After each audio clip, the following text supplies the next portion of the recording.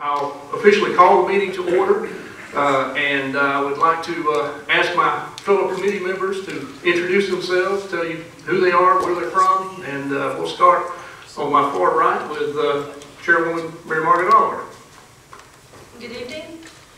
Thank you for the invitation to be here tonight. I'm very happy to be with you. My district, House District 82, is in the middle of DeKalb. I represent 4 cities, parts of 4 cities: Atlanta, Brookhaven, Chamblee, and Decatur, and unincorporated DeKalb, and 3 different school districts. I've introduced 3 bills on annexation procedures that I'm happy to have you all look at: House Bill 23, 24, and 66, and happy to talk with you at any time about it. Thank you very much. And Representative Rob Leverett. Thank you, Victor. Good to be with y'all tonight. I'm Rob Leverett. I'm from Northeast Georgia, the 33rd District, which includes Elbert, Lincoln counties, and parts of Madison, Wilkes, and Columbia. Like Victor, I'm a freshman legislator, and I appreciate so much y'all's hospitality tonight. If I slip out during the meeting, you'll know I'm wandering the halls looking for that caterer and some more of that brisket. I really enjoyed that very much, so thank you for the meal. I appreciate that, and it's good to be with you tonight. And my name is Victor Anderson. I am District 10, which is most of Habersham, most of White counties. As Representative Leverett said, there are 3 freshmen on this committee, and Mary Margaret and Darlene are here to kind of teach us what to do and make sure we do it right.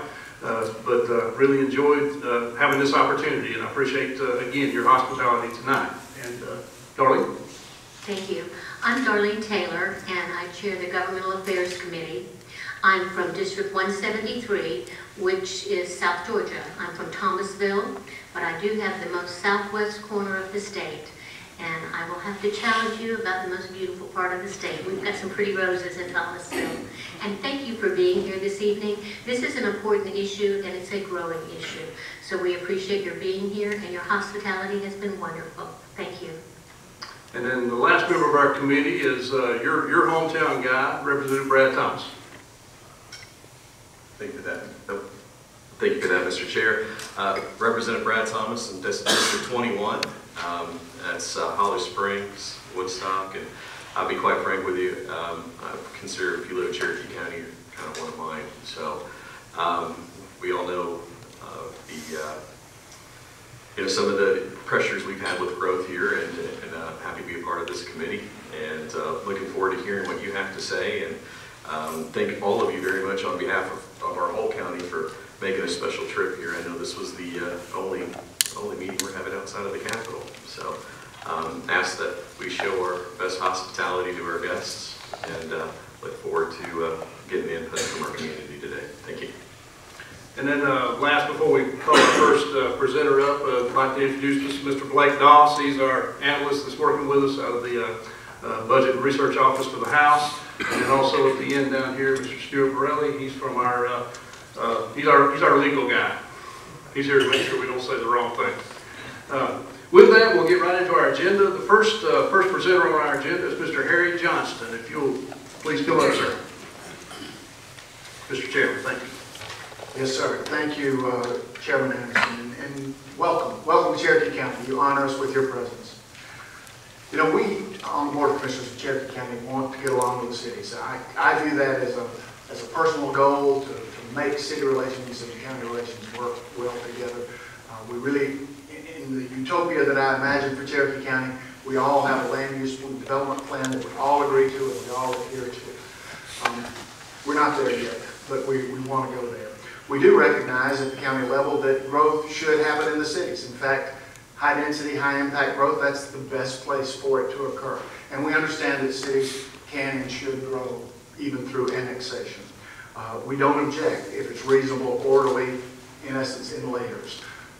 Where we do object is usually chain annexations that reach far from the core of the city, even far from the true edge of the city, into areas where the character of the development and the county's land use plan are much different from the city's type of development.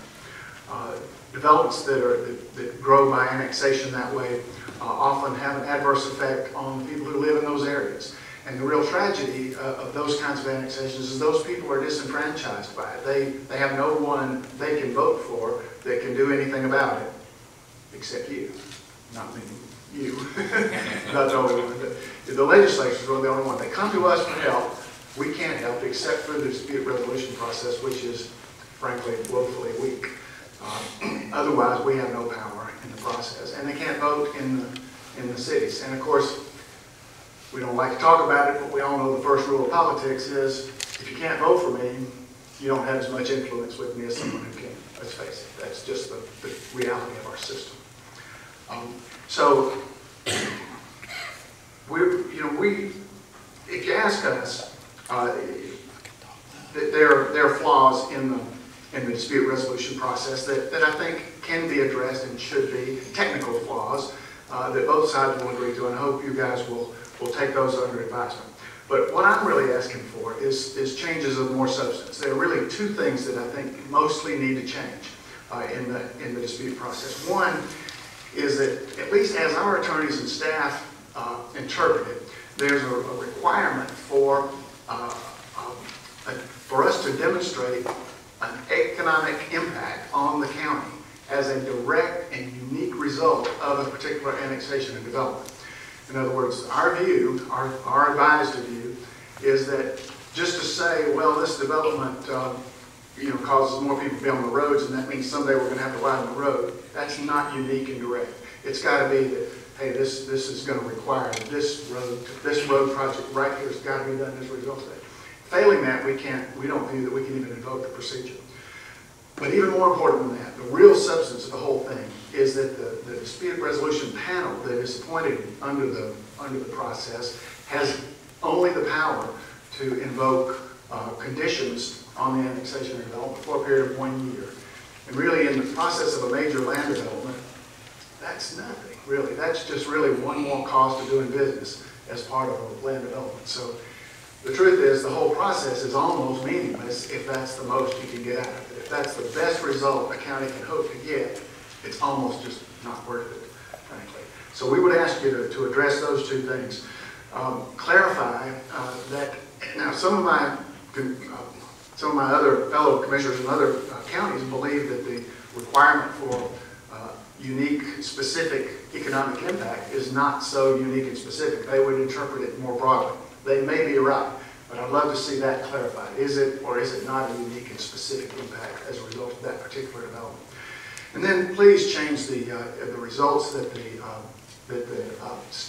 committee, the panel, the arbitration panel can use at the end of the day. We'd love for it to be to actually veto, avoid the annexation. I mean, that really would create a fair and meaningful process. If you could do that, that's the best answer. If failing that, we'd ask you to make it such that that panel can impose provisions, conditions on the annexation that last more than a year, more like 5 years. Now you're talking about something that can have some effect. So consider those. And then if you will, give me the latitude to mention one thing that's not part of the dispute resolution procedure. It's just part of the annexation legislation itself. We would ask that you change that legislation to clarify that 50 feet of contiguity is required at every step in a chain annexation. We certainly interpret it that way. We're confident that that's the intent of the law.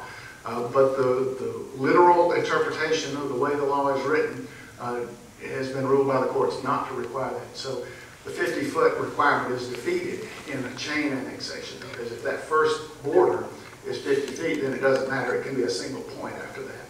At least that's the current court interpretation. So we've actually addressed that as well. That's all I have for you. If you have questions for me, I'd be glad to answer them. Okay, committee, I'd like to open the floor for questions to that. And just to your final comment there, I believe Representative Thomas actually introduced a bill to that effect that is still alive in session. We were in a biennial session. We're about to enter our second term of that. So I think we're actually looking into that too. So good. Thank you for that. Any questions for the chairman? No. Representative Liberty? Thank you, Mr. Chairman. And thank you, Mr. Chairman, for your testimony tonight, your time. And nice county. I really love this facility, and it was nice driving here. You know, I did have a lot of traffic when I came, but I applaud you for that. That was probably in a different county anyway. I'm sure it must have been. Just to make sure I understood, and I know there are a number of recommendations and requests that are being made, and I'm assuming those there's more than just what you have, but I want to make sure I understood yours. One, I think, was your concern that to the extent counties are required to show economic impacts that are unique or direct, you would like to soften that requirement or eliminate sort of the direct sort of nexus or substantive evidence you'd have to show of something unique. You should be able to argue, well, we can't prove because we can't see into a crystal ball, but putting this development here is going to certainly increase traffic on these county roads, and that should be an example of a basis you could argue. Yes, sir, and I really should have been clear about where we really want to go, and that is the economic effect is never why we oppose an annexation. It's always the impact on the people that live around that area, who moved there, invested their lives and money in their homes with the expectation that they could rely on the county's land use plan for the future of the development around them, only to find that that really wasn't the case. So that's why we would like to be able to invoke the plan.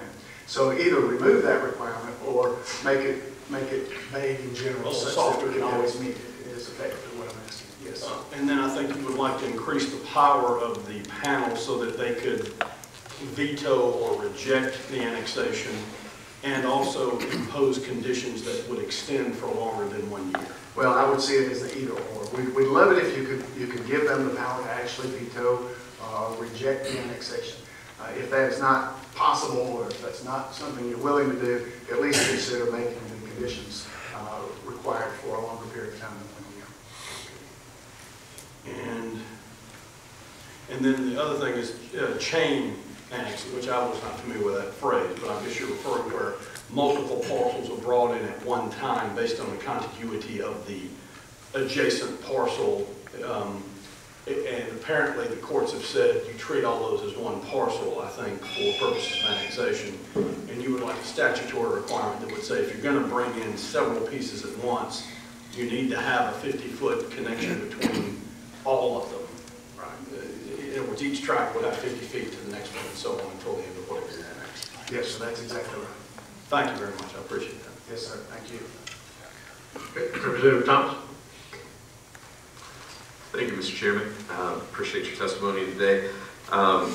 Since this is a little bit more of a locally driven hearing, I'd like to talk a little bit about our Woodstock annexation. I think that's probably one of the most famous ones we've had in recent time. You did not invoke the dispute resolution process, and I'm kind of curious as to why. Great question. Thank you for asking. For one thing, there were some technical flaws with that we thought were important and really could lead to overturning that annexation outright, and so we pursued those. But really more to your question, it's the reason that I just mentioned, and that is that we did not feel we could prove a direct and unique financial detriment to the county as a result of that. Our objection was really more land use related and for the benefit of the people who lived in the area. So our staff and attorneys advised that they did not think it met the test to invoke the dispute resolution procedure based on that clause in the procedure prescription. So I guess my next question would be, I did some research on this particular case. From the information I got from the GDOT, we have that road, that particular corridor, our little corridor, has about 7,400 cars that go through there a day currently. That particular neighborhood was going to add another 2,240 cars to that road, and this was the numbers that I've been able to dig up through my information gathering, which is about a 30% increase. So a 30% increase on a road, you tell me, is not enough to justify material impact?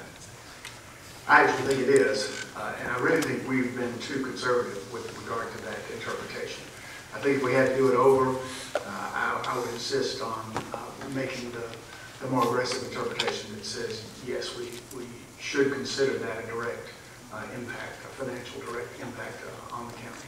and would want to move forward with it. In fact, I understand some other disputes have moved forward with a basis substantially the same as that. So I think we've just been too cautious in our interpretation of the statute. That's why I'd like to see it clarified, but if it's not clarified, we will probably take a shot at it if one like that happens again.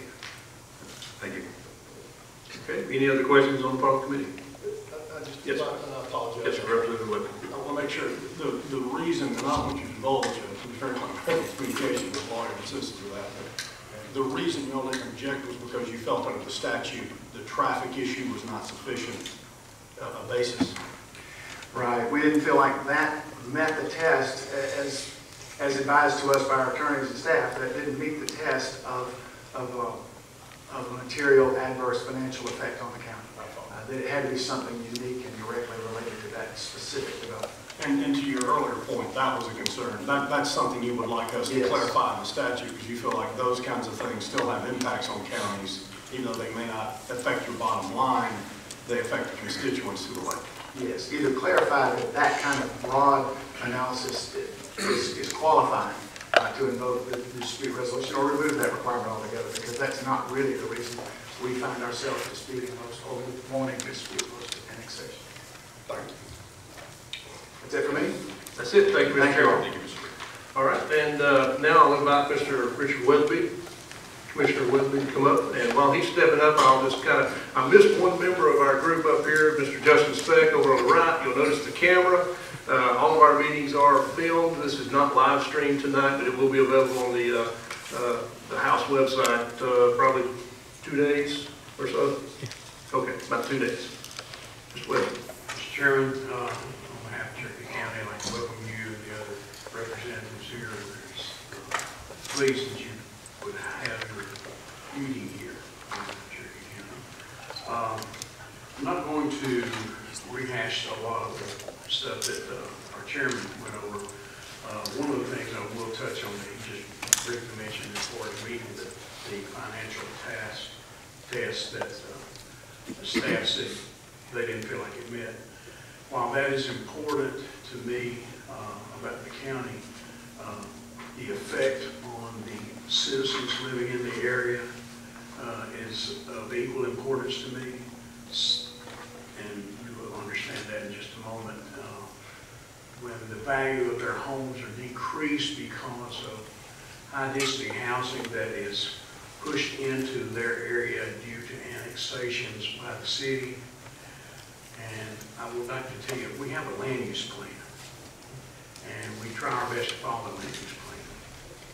But we find that more and more difficult to do because of some of the annexations that are put forth in the cities.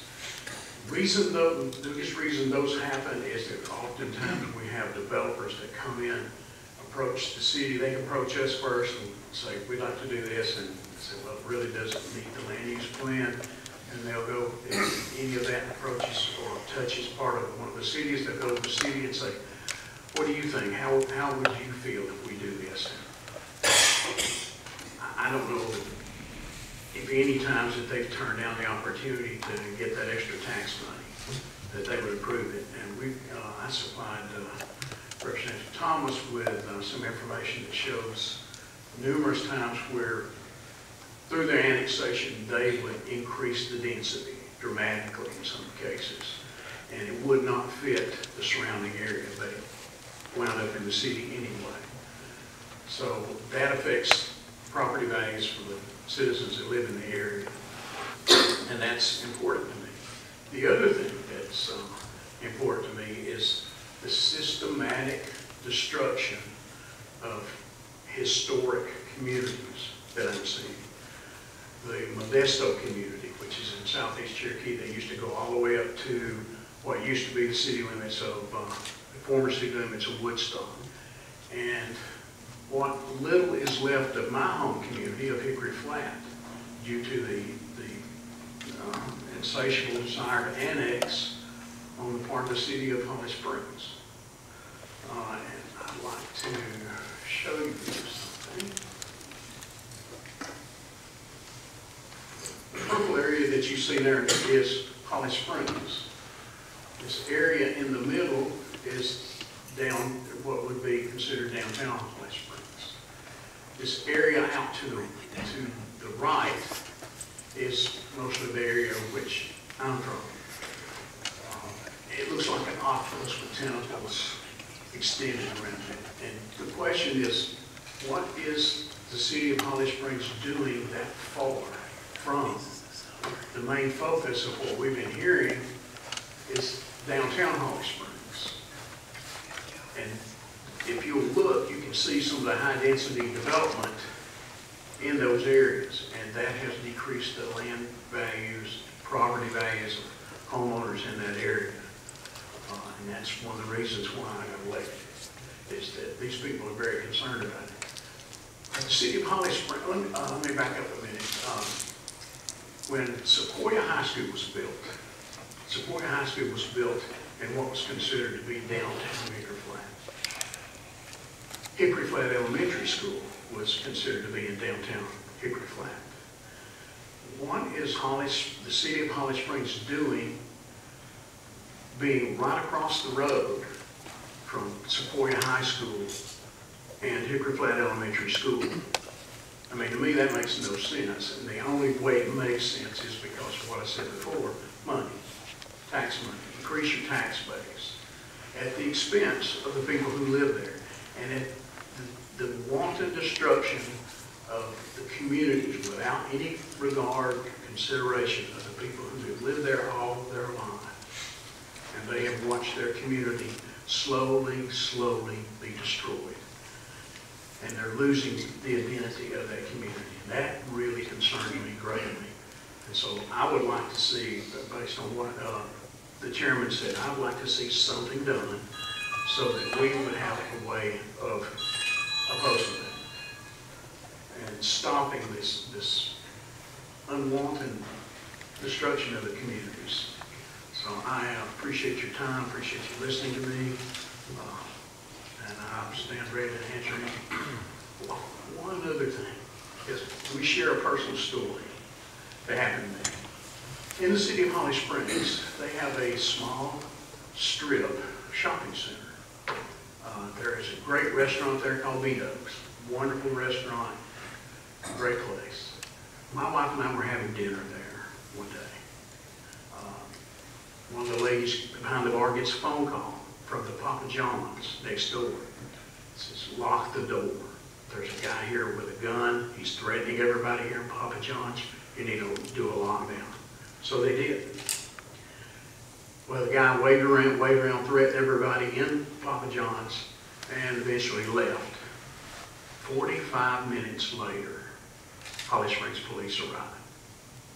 So when part of the deal here too is that they have no problem annexing property, but they're not providing the service.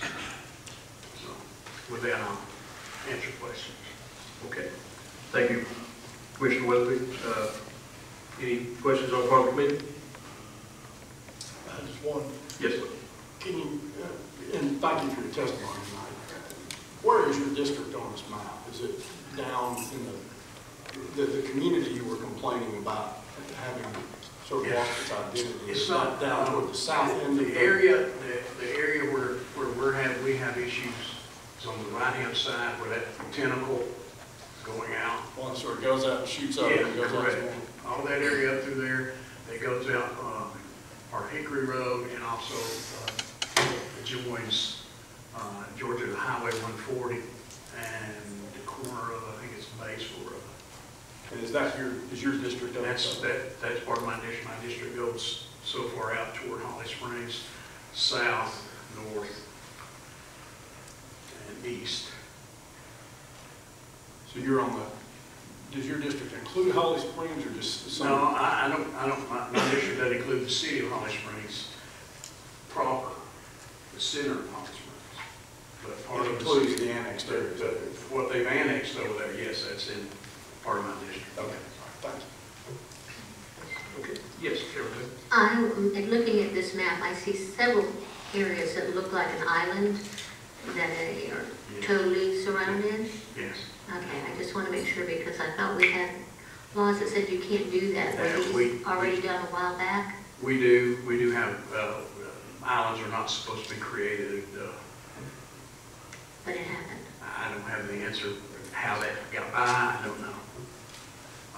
Okay. I wanted to make sure I wasn't misreading the No, I mean, just, but There's we a do couple have, items. yeah, we do have rules and laws that say you cannot create an island. Thank you. Any other questions? Thank you, Commissioner. Next on our agenda, I'd like to invite Mr. Mitch Hamilton from the Cherokee County School District to come up. And while he's on his way up, I'd like to recognize another one of your own, Representative John Carson. Representative Carson, Chairman Carson, we appreciate you coming by tonight.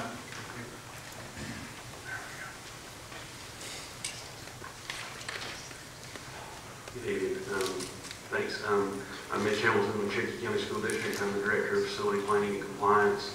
Part of our responsibilities, we get copies of all annexations or rezone applications for the county and the cities. We provide kind of a staff analysis of the potential impact student-wise of the development, and we try to meet with the developers to kind of let them know what we're seeing. So as far as annexations, we try to be as proactive as we can as far as our property acquisitions, to be able to build schools when they're needed. When the population supports a school, we try to be ready to open one. And that's our main function in that area. We don't come out in support or opposition to any kind of annexation or rezone. We just give data analysis back to cities and the county staff-wise, just kind of a staff level analysis is what we perform. And then we use that data in our enrollment projections and looking at, we have to purchase such large tracts of land for schools. We try to look out 10 plus years of when we're going to need a school to actually try to get the property acquired and kind of have some initial planning done. So working at the level we do kind of helps us kind of have an idea of where we're going in that respect. Okay. All right. And Committee, do we have some questions? Yes, Representative Tom. So, just to make sure I understand, how do you plan school building do you work off the county's land use plan, or? We look at the land use plan, we look at current student enrollment, and we project that out over a 5 to 10 year period to try to determine, based on what's here now, what we're seeing in the future, and then we do look at the land use map to see where potential residential development can go, and we try to keep that in mind in all of our property acquisitions and future planning. So my next question is how do impacts from increased density affect your planning? I mean, is that something you have built in, or is that something that? It depends on how, like some of the fast annexations, and they put up a big subdivision, kind of catches a little bit on our heels, and we utilize mobile units as a stopgap measure in the school, that where a development goes in, where the students attend, we'll try to put mobile units there to contain that until we can get in a posture to build either a classroom addition or a new facility to support the students. So how do you fund that? It's local SPLOST. The SPLOST funds about 85% of our construction, our facility construction, and then we get about 15% or 15 to 20% from the DOE. They have a capital outlay plan, so we get some funding for that too, based on need. So, because we can tie this to the dispute resolution process, how involved are you in dispute resolution? We don't really get into that portion of it at all. We stay on kind of a staff level. Just this is if we get an application that has X number of units, we use a load factor to calculate our anticipated student load, and then detail what capacities the schools are that it's currently zoned for, and what kind of impact that's going to have on us. So what we would have to do from a capacity standpoint to accommodate any students out of these developments. Okay, all right, thank you. All right. Yes, Chairman Taylor. Thank you. I appreciate your being here. I have a concern, just in general. Is the school system included whenever there is, whether it be city or county, or joint development. Are you at the table when there is any kind of development programs being considered, economic or growth as far as building homes or whatever it is? Are you at the table? Yes, we sit in when they do land use plans, when the county renews their land use plan, they invite us to those meetings. Okay, and if there's a special, like an economic development, somebody's coming to town here or there? Yes, yeah, it may not be me, we have other staff members that attend Right, meetings like and that as well. can you tell me what your percentage of growth has been or your enrollment over the last few years? Do you have that? We are last year was kind of off a little bit with the pandemic, but prior to that, we've been at 2 to 3% growth in the county. So we're about 42,000 students, so we grow 800 to 1,200 students a year. And you are a single school system. There are not individual cities that have school Correct, systems. correct. We cover the entire county. Okay, thank you. Any other questions on the part of the committee? Okay, I go through that one. Are you the only school district in the county, or are there independent districts? Yes, sir. There's just Cherokee County. Just Cherokee. Yes. Okay, now, the request for the analysis that you do, does that come from the county, from the city, from both? We've got working relationships with the county and all the city governments. Okay. Do you see that, do you get that consistently from all the parties involved? Are there ever things that kind of sneak up on you that you never heard about or something like that? No, so we've got a pretty good, we've been working with them for about the last 20 years or so, kind of building the relationships and trying to keep everything flowing as best we can. Okay, and that's good. That's a good thing. That's a testament to the community, so that's a good thing. All right, thank you, sir. Thank you. Okay, next on our agenda is Mr. Stephen Miller, Mayor of City of Holly Springs. Good evening. Thank you.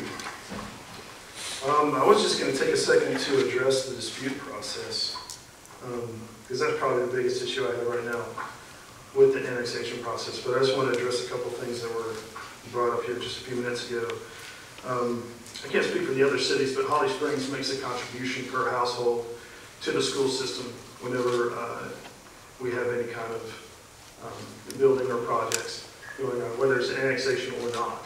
I think over the last decade we have donated or collected $1 million plus in fees, impact fees from our developers and our projects to contribute towards the schools to help with the impact that our new residents will have on the school system. So we're extremely responsible on that end as far as growth and our impact on the schools.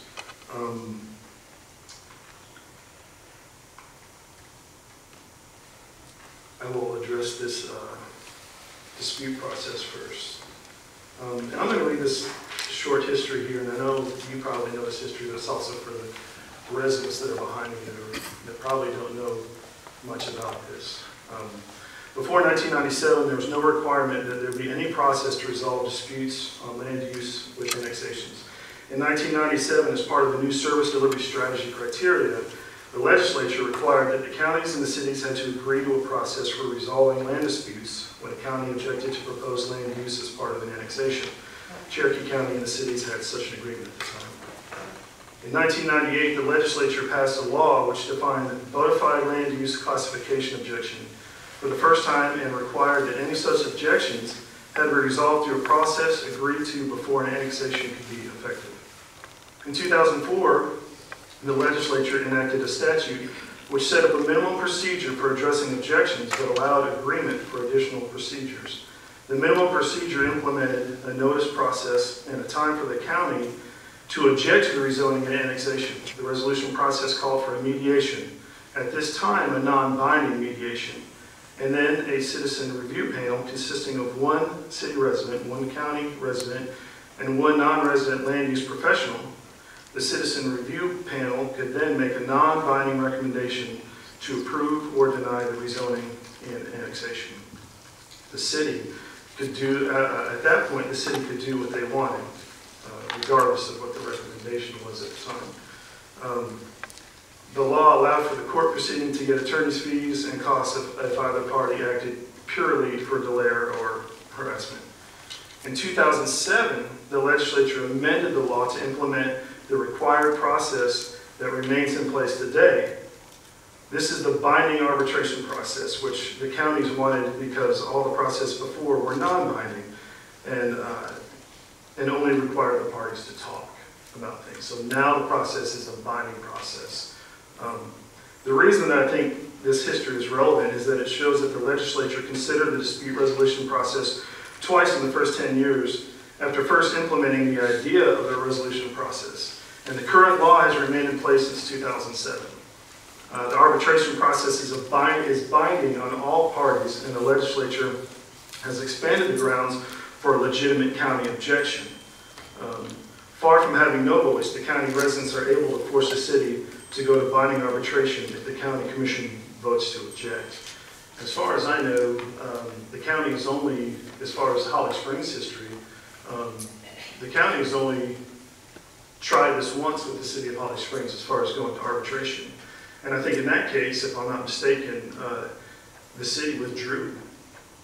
And this was years ago, the city withdrew and didn't annex the property. And then the county ended up coming in and having a project with it. So in that case, the process works. But that's the only case that I can think of in the history, or at least I've been mayor for 4.5 years, and I've had many letters from the county strenuously objecting to our annexation, but not invoking any of these processes. And so what that process does is that process starts communication. That process doesn't always have to go all the way through to binding arbitration. A lot of times when the two parties get together and speak, they come to a resolution. I don't think we need to pass any more laws or make any more, issue. I think if we use the process that we have in place, if we mandate that the counties use these processes that they have in place, first, I think a lot of these annexation issues can be taken care of.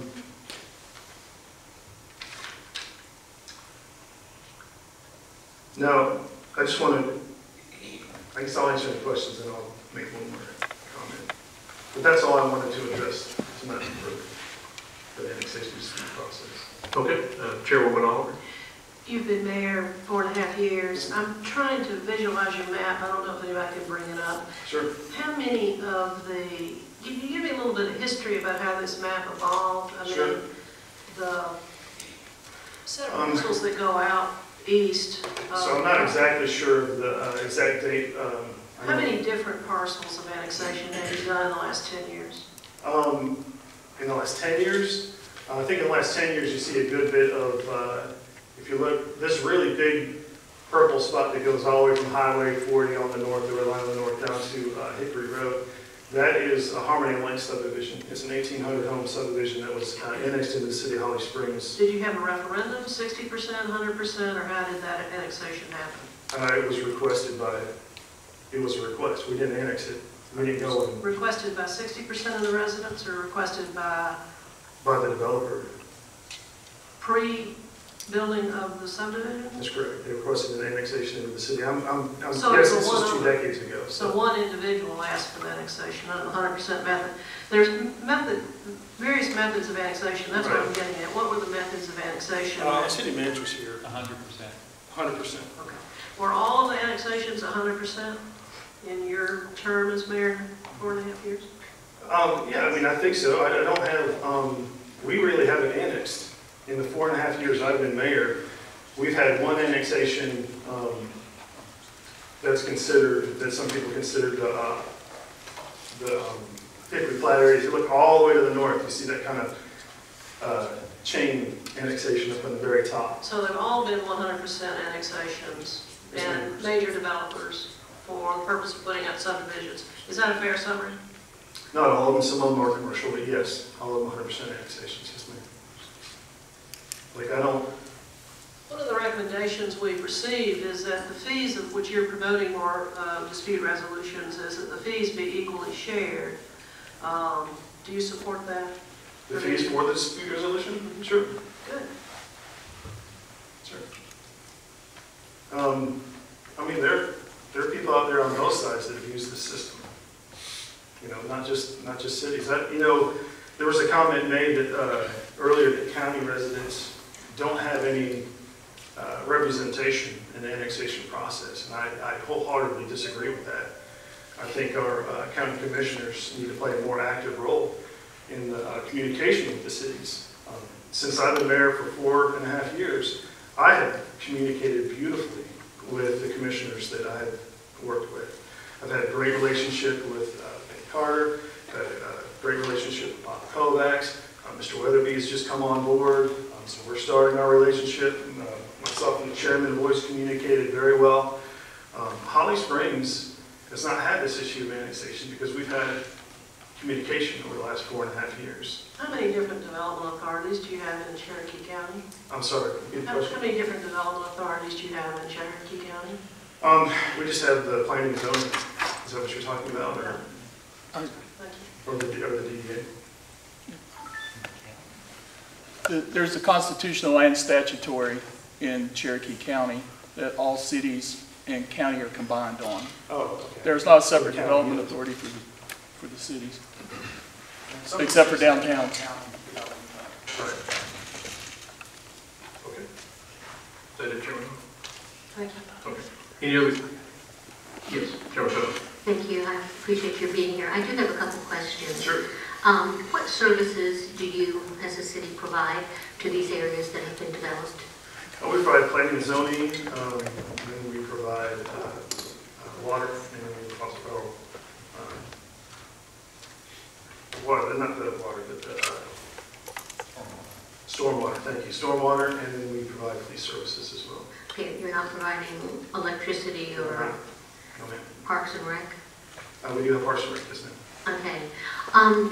And as you're taking these things into account, do you take into consideration county residents that are either part of that or next to where these developments are going to be? Do you take them into consideration? I know we talked a minute ago about, you know, if you can't vote for them, you don't pay as much attention. So my concern is, do you take them into consideration when you're making these decisions? I absolutely do. Yeah. Absolutely, 100%. I do. I mean, and you know, I hear some laughter behind me, but you know, anyone who's come to my meetings knows that I take everybody's comments and everybody's issues with annexation issues seriously. But if these have been 100% one owner, you know, how many people are you talking to? Whoever comes to the meetings and wants to make a public comment. And also the property owner himself. The person that owns the property.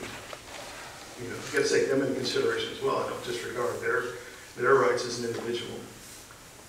I take that into consideration as well. I think there's a happy medium with a lot of this stuff, with a lot of issues. We're here talking about annexations here today. And like I said, it hasn't been an issue in Holly Springs, you know, for the past 4.5 years that I've been mayor. But the dispute resolution is something that hasn't been utilized by our county, and I think it's a tool that they can use.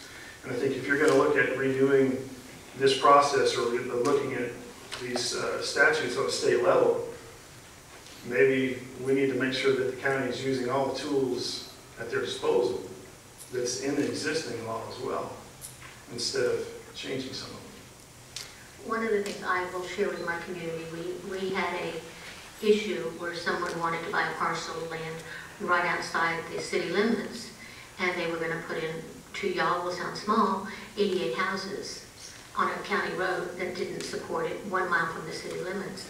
Well, I will tell you, the neighborhoods and the citizens in the city were concerned about it. And the county listened to us because it is part of the county. And they went to the developer and they cut the number of the density of what they were going to put on their property. And they found a happy medium. And that's why I'm wondering, are things like that considered? Do you need to put in thousands and thousands of homes in one place? The density is becoming a problem, I think. Every project that comes to us, there is that, we go through that. You know, as you know, developers will come to you and they'll want 15 homes per acre. They'll come to you with the absolute, you know, pack in as much money that they can make on that property whatsoever. And that's never the end use when they come to Holly Springs. There's a long process. Right, you're the gatekeeper. I am the gatekeeper, absolutely. So that's Absolutely. my concern. I can't tell you the number of projects that have come to Holly Springs for the Hickory Flat area, for apartments, townhomes, high density, that have never made it to our Planning and Zoning Commission. That have come to us and said, our system is a weak mayor system, so I don't have a vote on approval unless there's a tie. So I do meet with the developers. They do come to me beforehand, before they bring it to the city, and I discourage them when they come to something, a project like that, and they want to annex in the city of Holly Springs. Not only do I notify the county that someone's coming to me for an annexation, and they'll tell you, I tell them every single time someone comes to us for an annexation, I tell them that I'm meeting them, but I tell those people that I'm not going to, that I'm going to go by the land use plan. That's what we do in Holly Springs. Representative Thomas? So, I actually just have one quick question. Yes, sir. I know it's kind of in the hot seat down there, so I appreciate you putting in your input today. How many times when the city of Holly Springs has annexed property has the density increased? I would say, well, if someone annexes a property, We'll density. just say resident. We'll assume in this question it's a residential. It's someone who is wanting to maybe do a subdivision. You annex that property. How many annexations will say in the last, and I don't expect to get any hard numbers, but in general, how many times do you see that the density on those properties increase from the annexation? Well, I will tell you that probably 100%, but I'll also tell you that 100% of the projects that come to the county, that are out in the county, if they want to build a project, just about all of them want a higher density to build that neighborhood as well. So, I mean, let's be fair. I mean, anytime someone comes to any government body trying to build any kind of residential project, they're going to want a rezoning. They're going to want something that's a higher dense use or more intense use than what's there now. So that's, I mean, you could say that about both county and city. Yeah, but for the auspices of this committee, it's more we're just focused on the annexation and rezoning portion of it. That's the reason why I asked the question. I just think it's fair to point that out. That is, and I appreciate you pointing that out. The other question that I would have to that note would be if saying that you annexed the land use plan, you use the land use plan, sure, but we're increasing density, are you still meeting the land use plan if you're increasing density? Sure. The county has a land use plan that has a higher density on the future land use plan that has their current zones. Yeah, everybody does. That's what the future land use plan is for.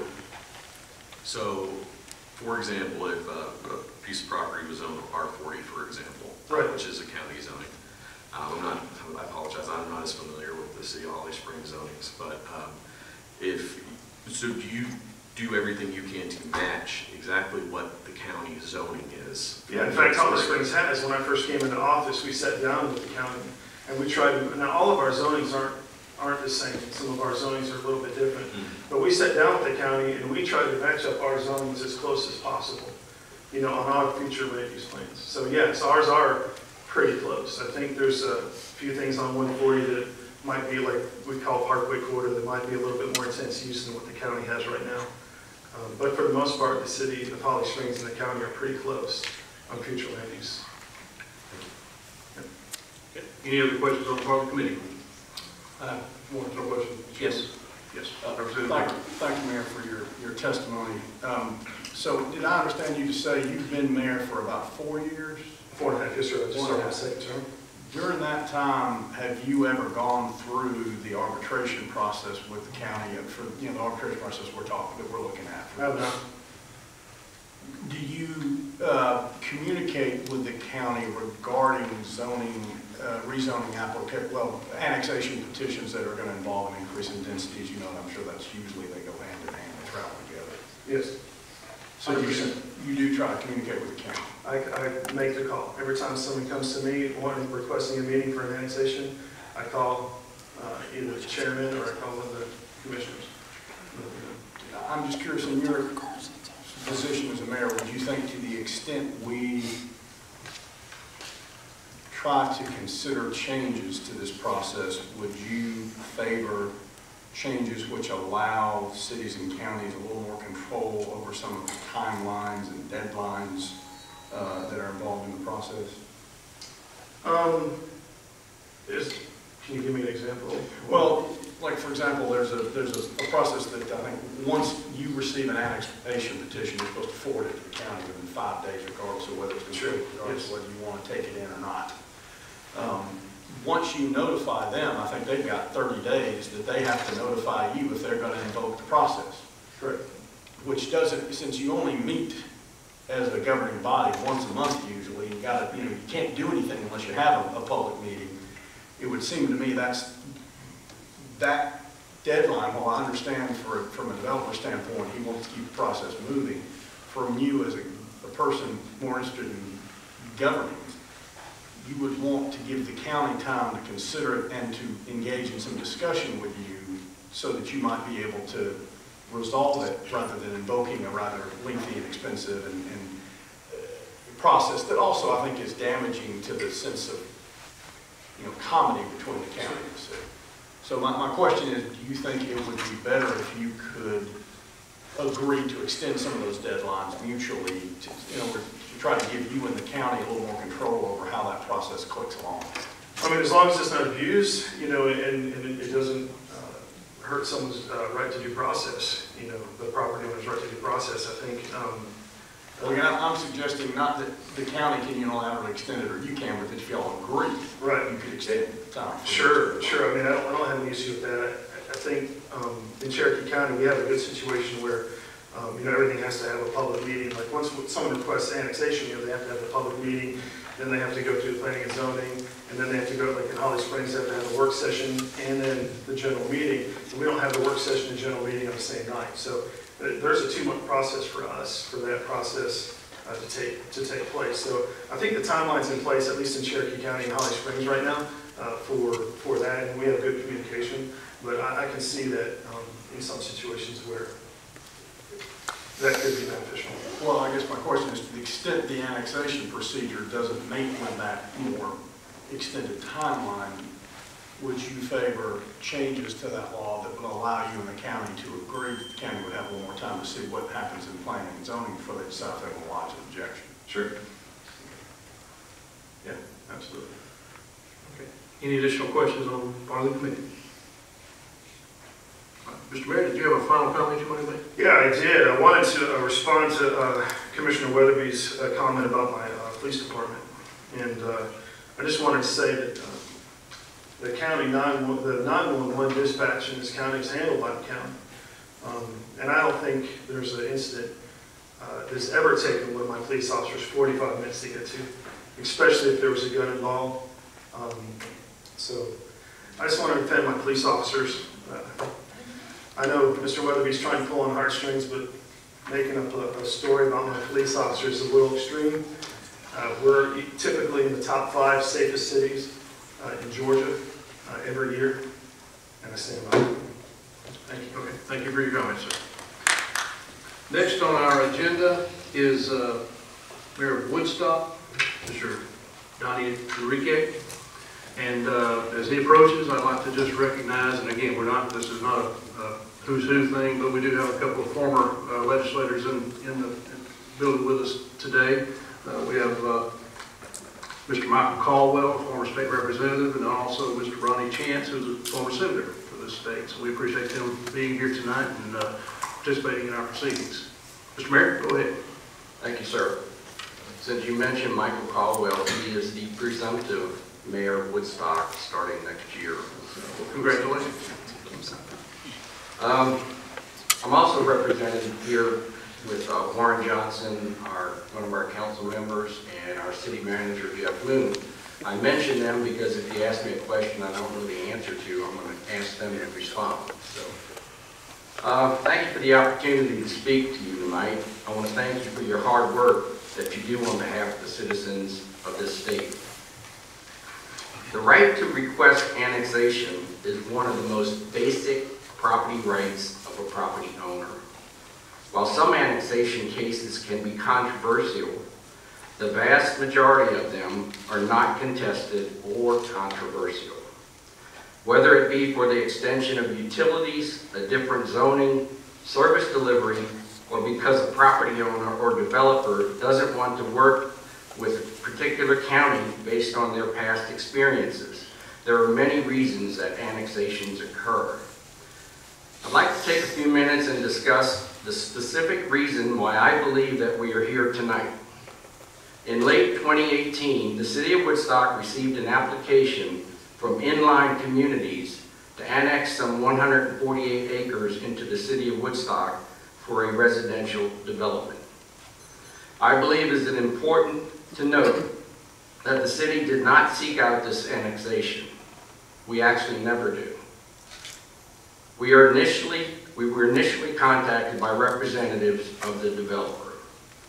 The annexation followed our normal process, a process which goes above and beyond the minimum requirements of the Georgia Zoning Procedure Act. The public portion of our process requires the applicant to hold a public input meeting and invite neighboring property owners, including county residents. State law does not require this meeting, but we require it. The next steps in the process require not one, but a total of 2 public hearings, with the first being before our Planning Commission and the second before the City Council. In this case, the Staff Review Committee recommended approval of the annexation and the Planning Commission recommended denial. The Council voted to approve the annexation and the vote was 4-2. I don't vote unless there's a tie. While that is the synopsis of what happened, I left out an important part of the story. As required by Georgia law, we notified the county of the annexation application within 5 days of receipt. The county reviewed the application, and guess what they did? They voted not to formally object to the annexation, which would have invoked the annexation dispute resolution process. Instead, they did 2 things. First, they had their attorney send the developer's attorney an email, which I have copies of for you here tonight if you wish to see it. In the email, in exchange for withdrawing the annexation request, the county attorney offered for the Board of Commissioners to begin a county-initiated rezoning and approve the plan they were requesting be approved by the city. Not only that, they were even going to go fast-track the application.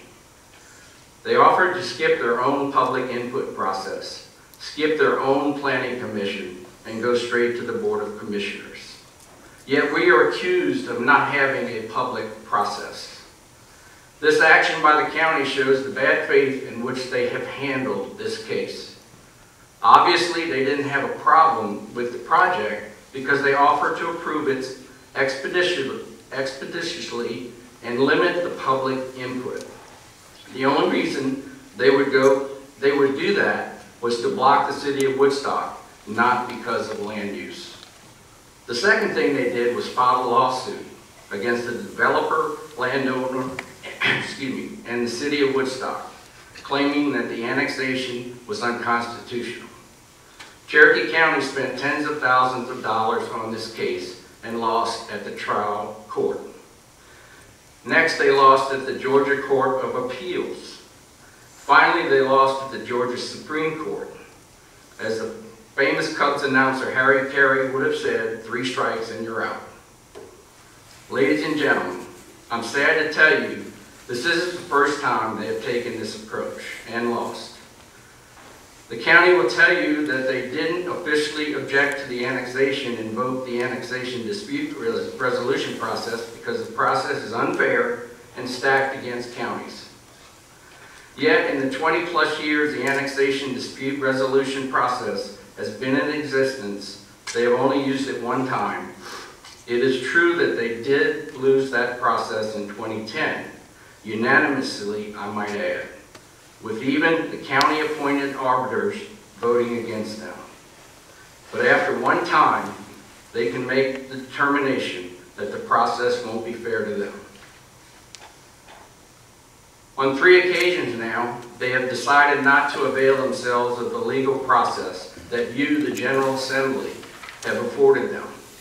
Instead, they have initiated lawsuits in all 3 cases, 1 against Woodstock and 2 against Holly Springs, all of which resulted in the same outcome. They lost them all. Ladies and gentlemen, this is really very simple. A failure of leadership at Cherokee County does not constitute an emergency at the state level requiring the General Assembly to change the law. Even if you change the law, You have no guarantees that a county will use the process you afford them, as evidenced by the missteps that Cherokee County has made here. I will add one last example. We recently completed our negotiations between the county and city, some 3 years later, I might add.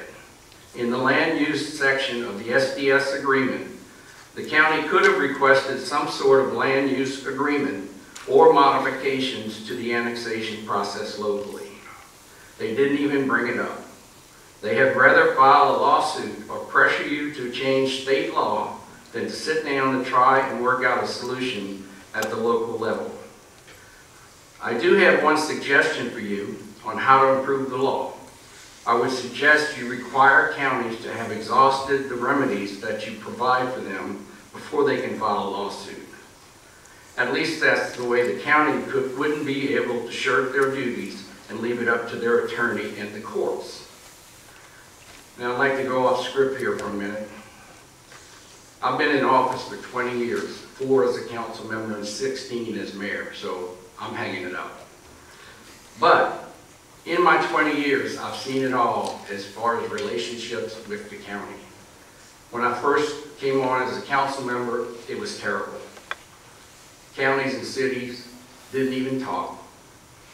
We worked hard in those 4 years I was in office to try to mend the fences.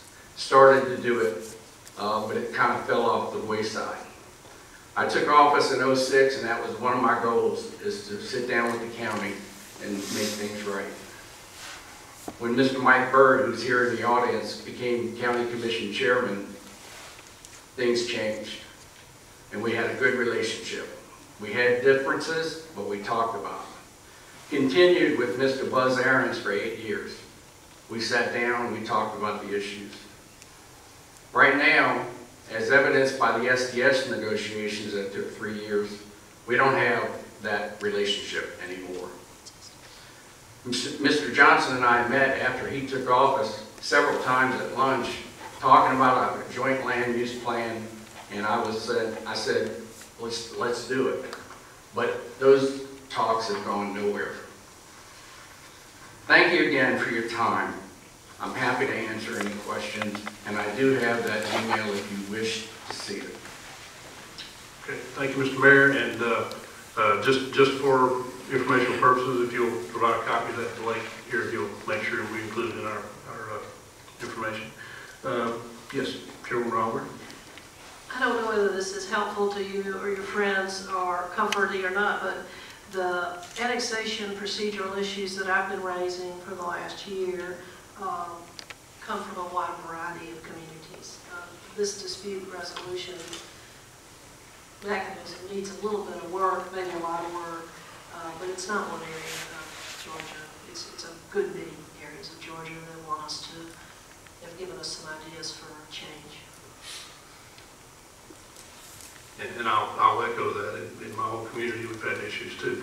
Any other questions for the mayor on the part of the committee? My comment is the same thing. This is not the only area that's having issues. All across the state, we're seeing these same issues. And it behooves everyone for your cities and counties to get along, find a common ground, and work from there. But these kind of issues will come up, and we've heard it from all over the state. It's not just here, so make sure you realize that. I could just add one other comment. You know, one of the things I've said to mayors and commissioners is, do you want litigation to be the only dispute resolution mechanism? The courts will decide a dispute, but one of the things that's on my mind are what are the other ways we can resolve these disputes other than interest in going to court first. So as we hear different ideas from different mayors and commissioners, I'm really thinking about, will that help encourage more communication, encourage more options for resolving a dispute, or will it only create more confusion that leads folks to court more? That's sort of a basic question in all of these hearings I'm asking myself. I agree with you. There is a room for improvement and to encourage communication. I totally agree. Okay. Representative Thomas. So I actually have a couple questions. I actually went back and looked at some of the annexations that were by the city of Woodstock over the last. I'm sorry, sir. Oh, can you not hear me? No, I'm sorry about that. Can you hear me better? Yes. All right. I actually went back and looked at a couple of the annexations that happened by the city of Woodstock over the last several years. I found one that I actually found to be a little concerning, and it's something that we may need to look at some point. I don't necessarily know if it's going to come out of this committee, but it was a Hennessy Honda and there is a subdivided neighborhood behind Hennessy Honda. My understanding from reading through some documents is that there was an annexation of 2 platted houses in that subdivision, that those houses were going to be torn down so the Hennessy Honda could extend their parking lot into that, and that was approved. My understanding is that it took 5 years of litigation by those people that lived in that subdivision to fight that zoning, and it was eventually thrown out by the courts with significant cost to those individuals. Can you talk to us a little bit about that? Are you familiar with that case? I remember the case. I don't remember the particulars. Warren, you were on, weren't you? You weren't on? Before my time. Oh, I'm sorry. Let me ask Mr. Moon if you don't mind. No, that's absolutely fine. Do you want me to come down? Yeah, please come to the podium. I appreciate you allowing my memory.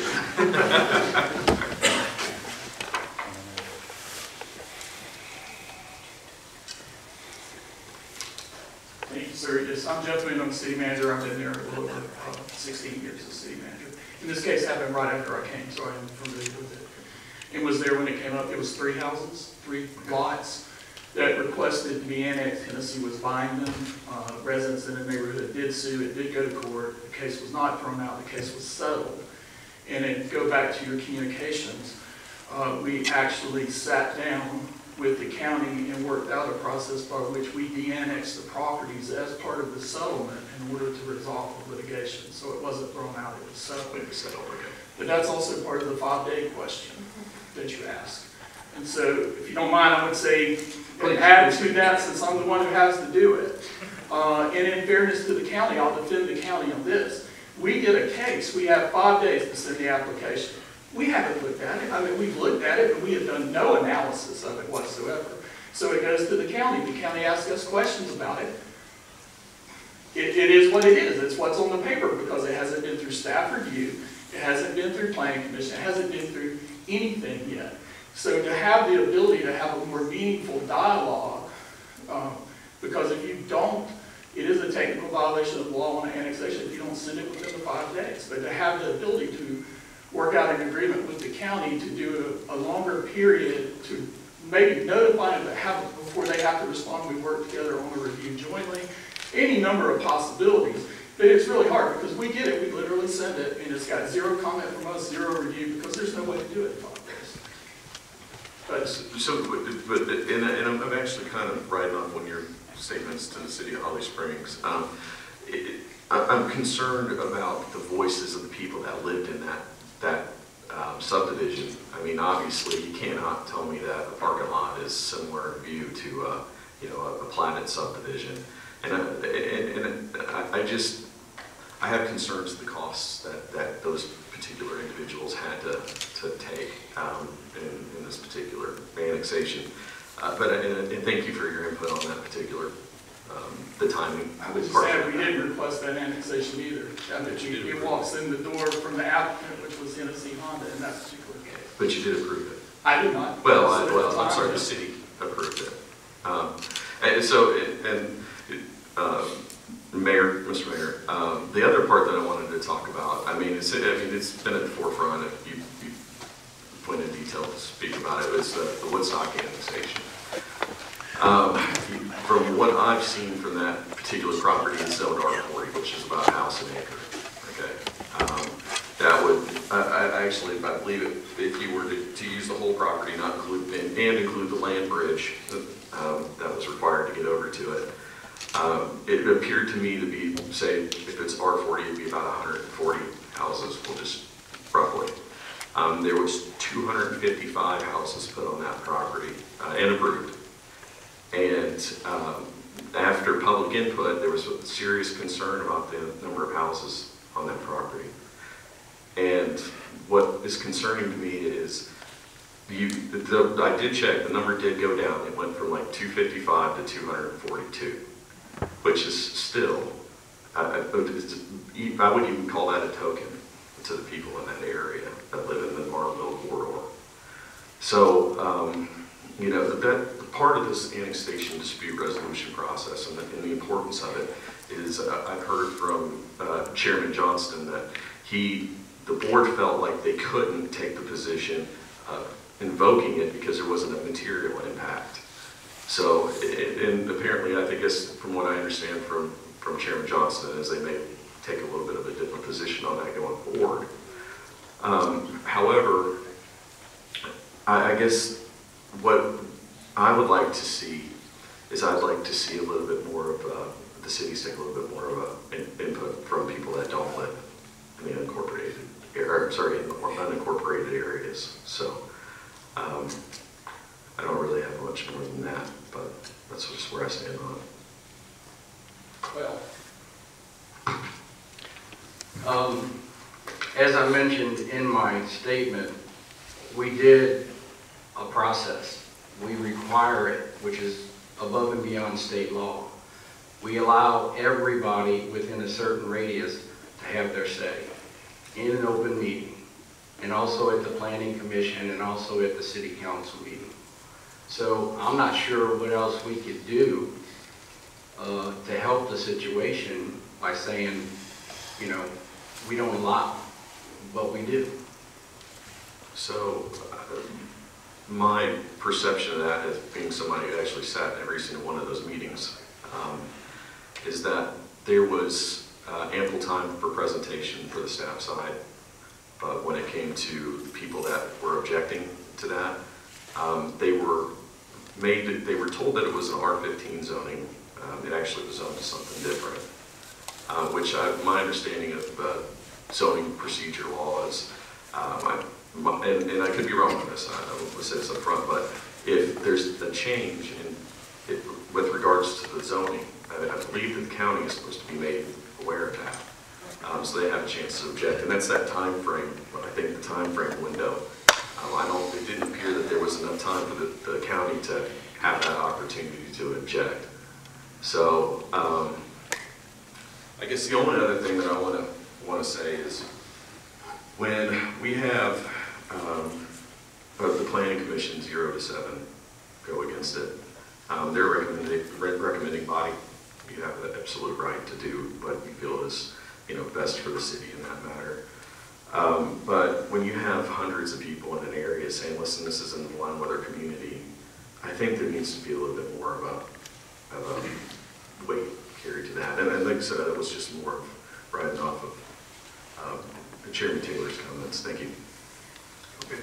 Chairman Taylor? I do have one question. Yes, I continued to look at this map for a little while, and I see where it looks like Holly Springs comes down real close to, as we would say in South Georgia, our neck of the woods. So how is it that you have, I guess it's congruent, I don't really know what it is, but it's almost touching Woodstock. How did those become part of Holly Springs, where the city is downtown, technically miles and miles away? I'm just curious. You're talking about the piece that's up there north? No, I'm talking, well, that's one of them, but I'm looking south, coming right down, I guess it doesn't identify the road, but I assume it's 575. Yes. And I mean, it looks like it's right at your top door, just north of you. And I'm just wondering, they're so close to you, but yet Holly Springs, they're in Holly Springs, they're not in Woodstock. I'm just curious, and it's an awfully funny looking city map. Lots of I can't speak to Holly Springs and what they did, ma'am. I really don't know. I don't follow their annexations, in honesty. All I know is I'm concerned with Woodstock. Well, this is right just north of you. It looks like it's touching you a little bit. I think that's right across the little river. Okay. That's right. Where'd you go? That's right. I'm just curious why they ended up being Holly Springs and not in Woodstock if they were going to annex. I don't know. Couldn't answer that question. Okay, yeah, oh, Do you have the answer? Mr. Moon? It's Corps of Engineer property, it's a landlocked line, the city annexed the core property when we leased it, and that created the northern city limits for us, and then Holly Springs would have annexed parcels down to it.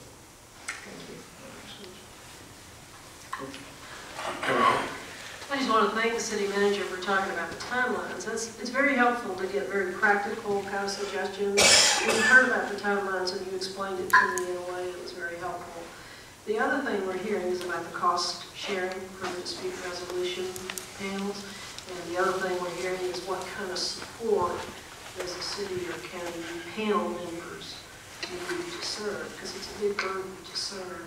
I say that to y'all just for those of you that are thinking about this process, to hear what we're hearing. And just speaking for myself, the timelines really don't work for the gentleman who's in the city manager seat. Yeah, I agree. 5 days is not enough for us to evaluate thoroughly. So I think it's unfair to the county to get that information and ask us questions that we can't answer at that point, like Mr. Moon said. So I think it's unfair on both sides. You know, stretch out the time frame.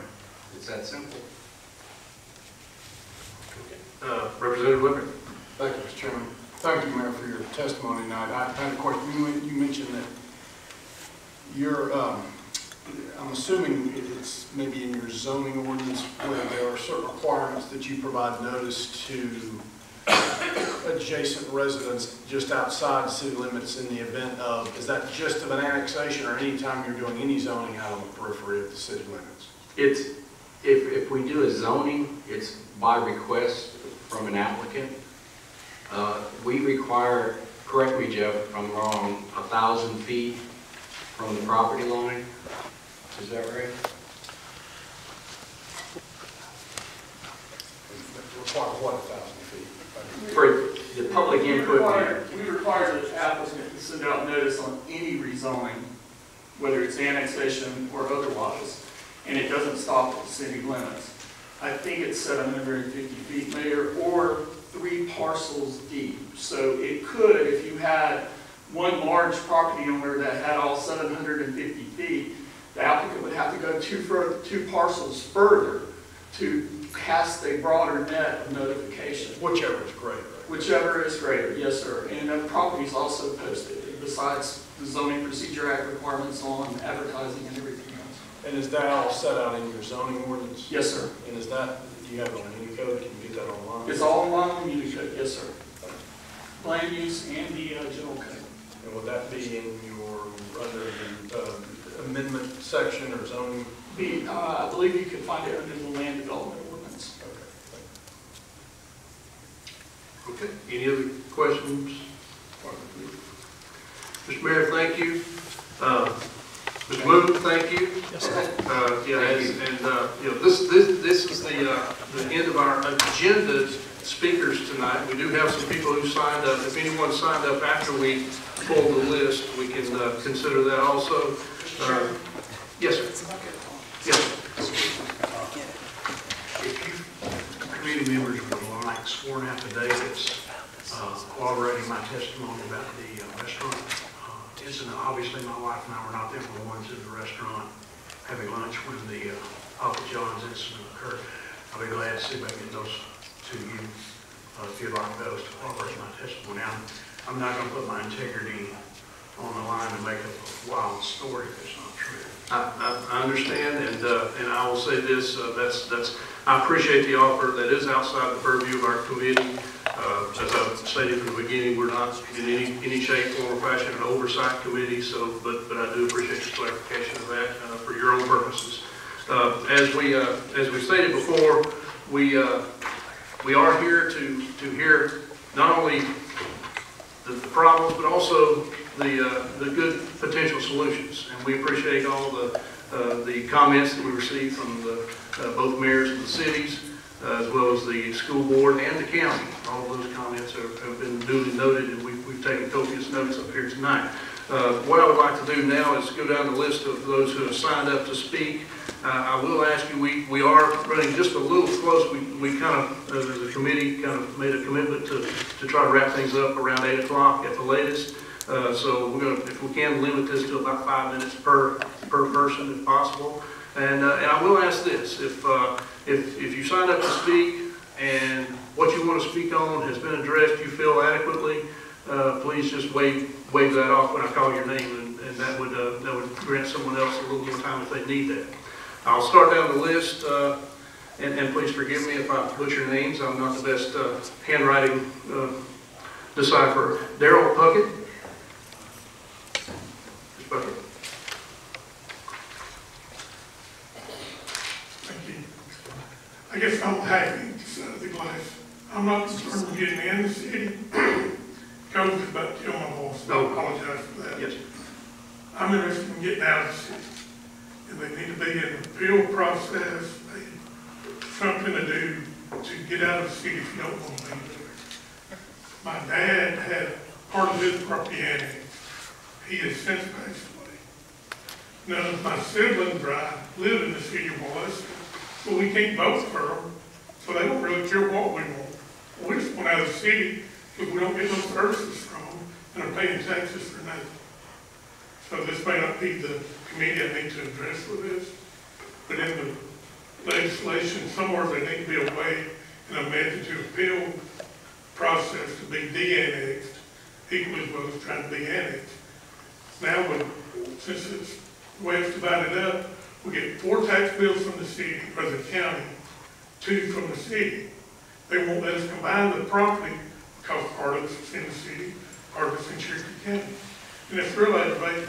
If we was to try to develop it, and we got all this extra people we have to deal with, get anything done. So I just brought that took into consideration when y'all are updating the laws. Okay, thank you, sir. And there are some provisions in the law for de-annexation. And what I'll do, if after the meeting, if you'd like me to get to with me or with Blake, one, we'll see if we can have, or Stuart or somebody, we'll see if we can get some information to you regarding what section to review on that, in case it applies. Okay, Ursula Cox.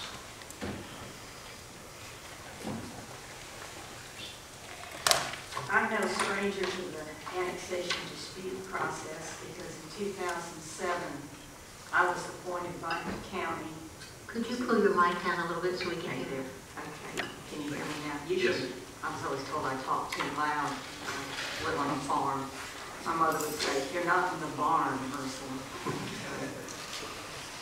Anyway, I was part of the annexation dispute process in 2007 between the county and Holly Springs.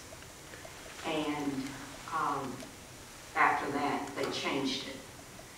And the first thing we did, Holly Springs had a man named Mike Herman. He's a very fine gentleman. He was a rep for John Wheelan Homes. And Ursula Cox was from the Univille and Brick Mill Road community, and we're one of the few people back then that ever fought off city annexations and got cities, councils, and mayors to, the mayor didn't at Canton, but we got the council repeatedly to deny annexation out our way. And I do understand all these annexations are for real estate deals. You cannot anymore strong-arm somebody to be in the city to get utilities. I understand that. But anyway, what we did is, Mr. Herman and I, it was back in that day, you had a representative from each jurisdiction. You had a objective expert involved. And the first thing we did was what the county did with Woodstock. We looked to see did it fit the criteria, and it didn't. And that was the end of it. So now I know it's changed since then. One of the early changes in that process was that they said the former, it was no longer just a citizen or representative of each jurisdiction. It was former elected officials were the ones. And I thought, well, maybe that's not the best. But anyway, I'd like to see this process totally reworked. and I agree with Chairman Johnston and Commissioner Weatherby. We'd like to see this changed. I have been involved with this a long time, and so is the community I've come from, which is further north from Holly Springs, up near Canton. And you don't see any purple or any dark gray there. And but this process really needs some work. The public must have access to complete applications, and this is something that I have seen in Holly Springs. I've seen it in Canton, and I know with Woodstock there's been a problem too.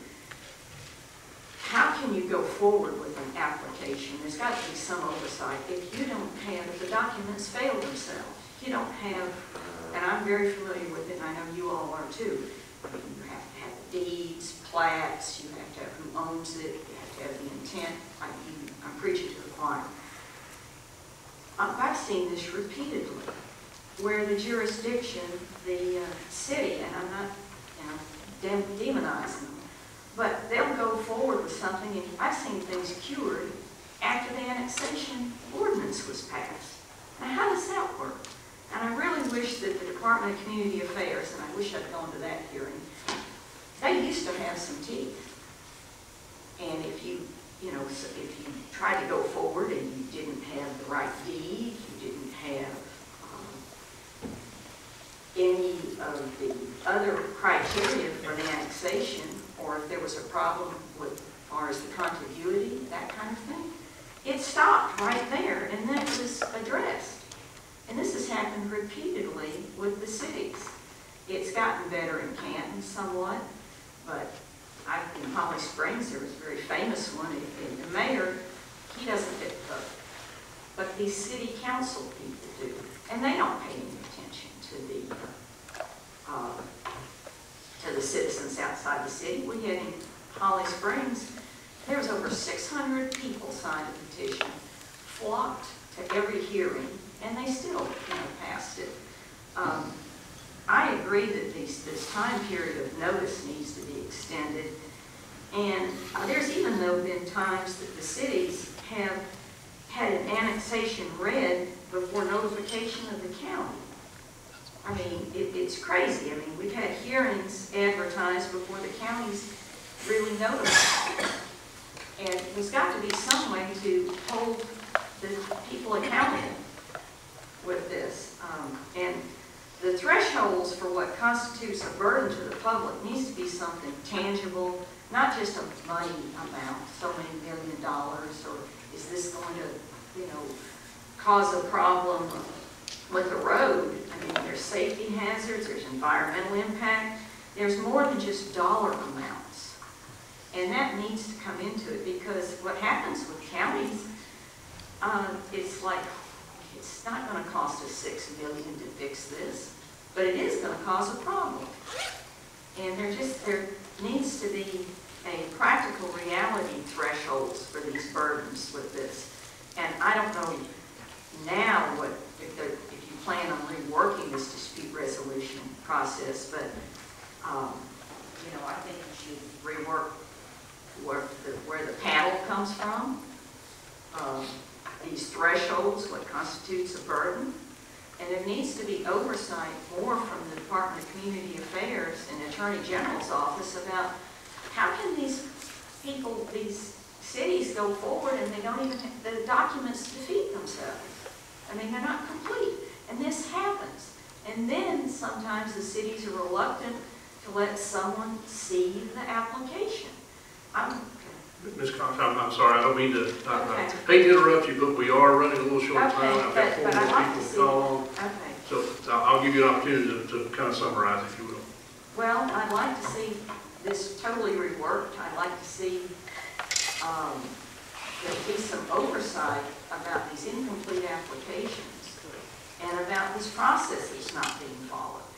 And yes, there are all those islands up there, and that's brought to the attention, and nobody does anything about it. And I'm not an activist, I'm a participant.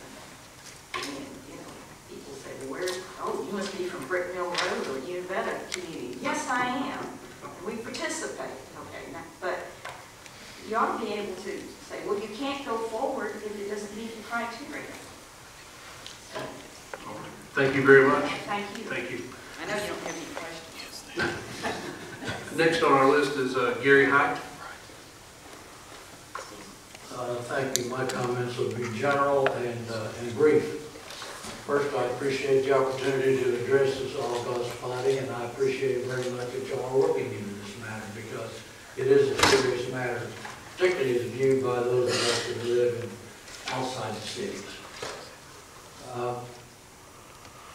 Some 25, 30, I don't know, years ago, we had problems in Cherokee County where we had what I'll loosely refer to as some road commissioners and administrators and what have you, who engaged in what many of us referred to as spot zoning. You know, something would occur, had nothing to do with what the land use plan may or may not have said, because things would get rezoned or were inconsistent therewith.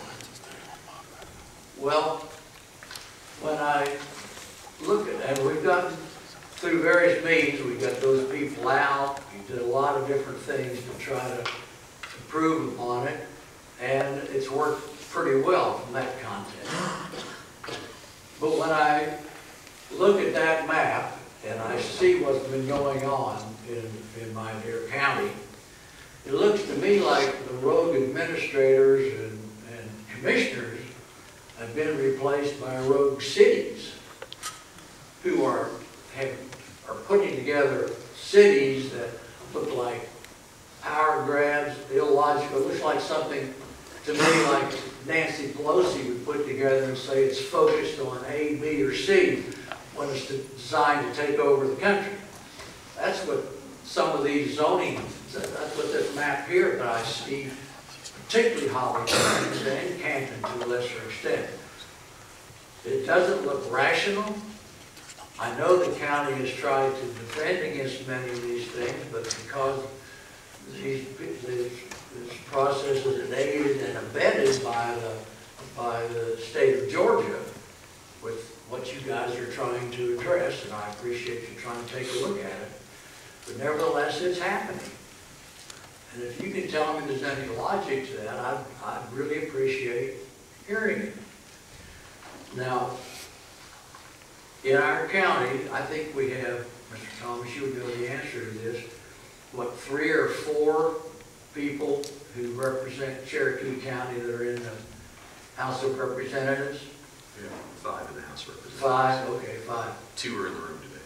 How many of them have joined you in this effort to address this matter on the bill that you put together? How many have signed on that bill with you? I would say that there's 5 individuals sitting here at this. Pardon? I said there's 5 individuals right here that. No, that are represent Cherokee County. Well, I would say the other one's standing directly behind you. That All of represented them John have? Carson. All of them have signed on with you? Right now, it's Representative John Carson and I, and but I guess I don't understand the question. Are you talking about? Well, I'll tell you what I'm annexation trying to study get. committee? I'll tell you exactly what I'm. Cherokee County, the vast majority of the people in Cherokee County live in unincorporated, not in these cities. For this? Okay, so I'm sorry, to answer your question, John Carson and I were the 2 from Cherokee County that signed Out of the 5? annexation study committee. I can't speak on, I can't remember if Mandy Ballinger did or not. I believe she did, but I don't want to speak in. Well, at any rate, whatever the correct number is, I don't know why we in the county are voting for people, electing them, if they're not willing to get on board and help us deal with these kinds of matters. I would hope they reconsider and join you in this effort to try to come to the county and to the state and deal with these matters that are causing so much problem. A lot of us feel like second-class citizens because we don't really have a chance to have a voice in these things. The cities have them, our county tries to defend it, but it's loaded against them. And you guys have a chance to address it. And I would appreciate it very much if you would do so. Thank you. Thank you, sir. Next on our sign-up list is Danny Elijah.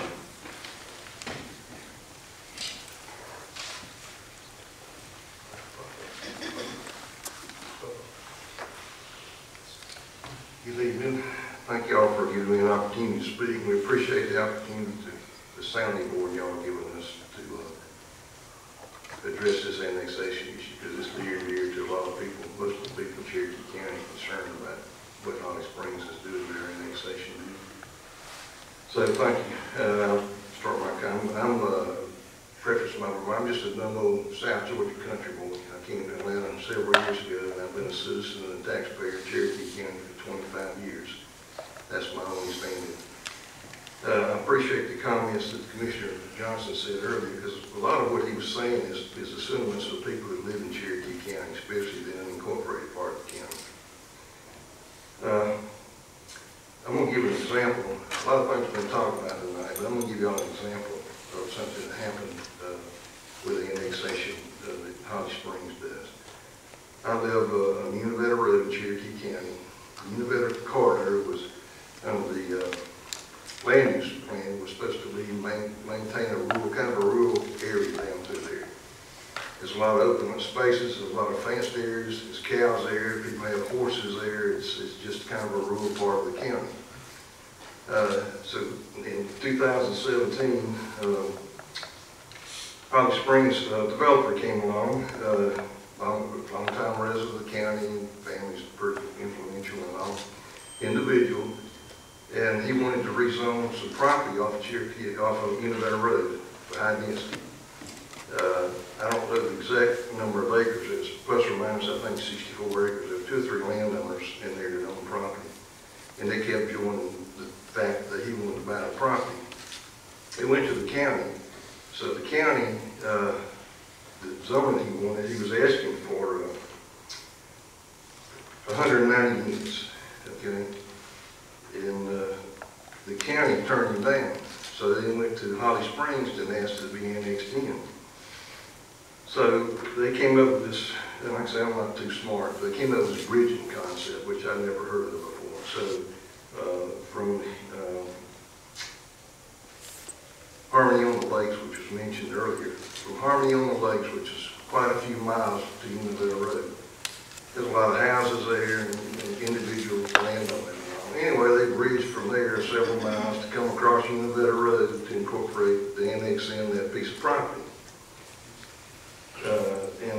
They were asking for 190 units, and I think the Holly Springs ended up approving it. Well, we had 4 hearings. We did a petition, so all the landowners in that area signed a petition that was against that rezoning. Like I said, we had 4 different hearings. They kept putting off making a decision. Finally, they approved. In the last hearing we had, the prior commission chairman attended the meeting, and he indicated during the meeting that the county would only approve 80 housing units in that, because there's only already out there, which is 2 acres per house. That the county was only going to approve 80. If they came back to the county, they would approve 80, and that's it on all that property. Well, Holly Springs, they voted and ended up approving plus or minus 158 houses. And that was, like I say, it's been, well, in 2017. So about 3 months ago, a sign appeared on that piece of property, and now what they're building there is rental houses. I never saw a variance, so I'm going up and down that road constantly. Never saw a variance. I'm assuming they had to do a variance to change that zoning as it was approved. Anyway, now they're building rental houses in there, which I think is deceptive based on what they asked for and what was approved. So we're concerned about it. I mean, that kind of stuff doesn't need to go on. I mean, when people, one individual goes to a local government, city or a county, and wants property use change and all that, and we opposed it. Definitely all the people in that area, but it didn't really matter. We just went through the formalities, 4 hearings, because people were so up in arms about it. That's why they had 4 different hearings, and they were kind of skeptical about making a decision. Finally, they voted 3-2 to approve it. And that's an example of what's going on. I'm witness to that. So, and also another concern, that I don't know how a city, we got county government, with the zoning and the land use plan and all that, and then the city can override what the county wants to do. I mean, I got a problem. I worked in government for state government 34 years, and held positions and all that kind of stuff. But I don't understand how a city can override a county when the county, you have a county land use plan, and it's planning and zoning board, and they approve or disapprove something, and then all of a sudden the city comes along and says, we don't care what you guys said, we're going to do what we want to do. I mean, I understand how the hierarchy of government, city, state, county, state, federal government, but to me, that's just wrong. I mean, there has to be some kind of checks and balances to prevent that from happening. So they give I guess, the citizens a sounding board, which is just a formality, basically. I mean, it doesn't carry any weight. So that's my comments. I appreciate the opportunity to speak to you all tonight. Thank you. Thank you, sir. I'll take any questions. Yeah, sure, Representative Leonard. What was the road you were referring to? Univetta Road. Univetta? Yes, sir. Univetter. Oh.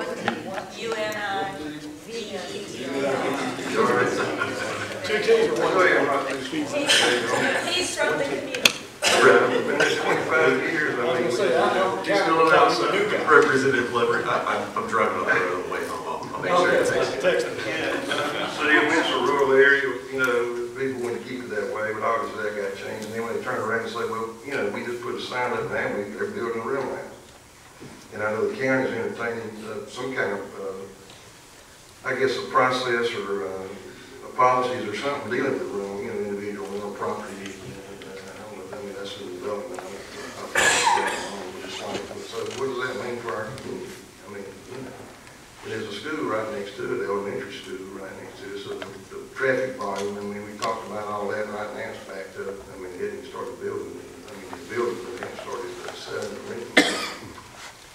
I hadn't seen it for sale sign, it's just running. So, thank you for your Thank you, sir. Yes, Thank you sir. very much. All right, next, John Long.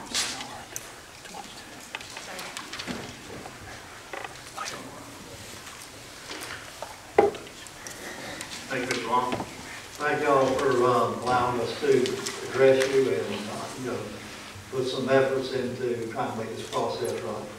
I just want to start out by pointing out a few points here. I want to probably preaching to the choir on this, and it's things you already know, but it's the basis for making our laws, okay? As we speak, hopefully it will continue, but we're a constitutional republic, and we're governed by the rule of law.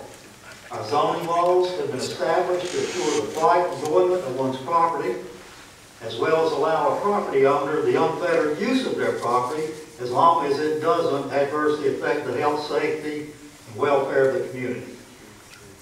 The property owners are able to petition the government to change the law in accordance with the processes and conditions established in the county zoning ordinance.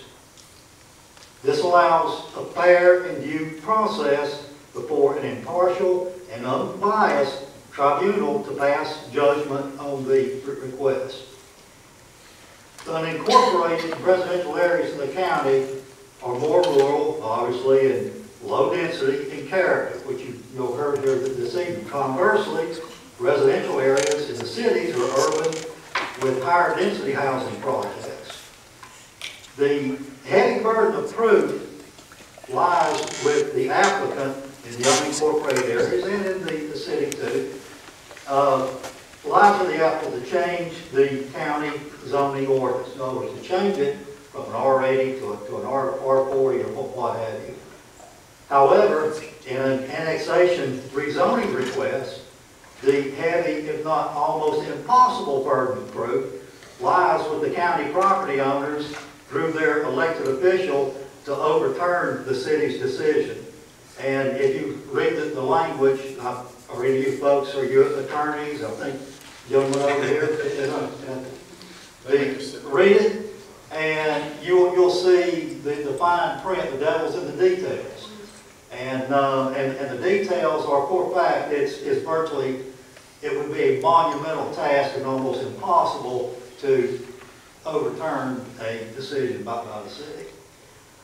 As a result, applicants desiring higher density circumvent the county zoning ordinance and petition the city to annex and rezone to a more urban, higher density. The current Georgia annexation law has proven to be unconstitutional in that it allows a rezoning applicant to bypass county ordinance, denying the public fair and due process before their elected county officials who preside over rural and low-density character areas.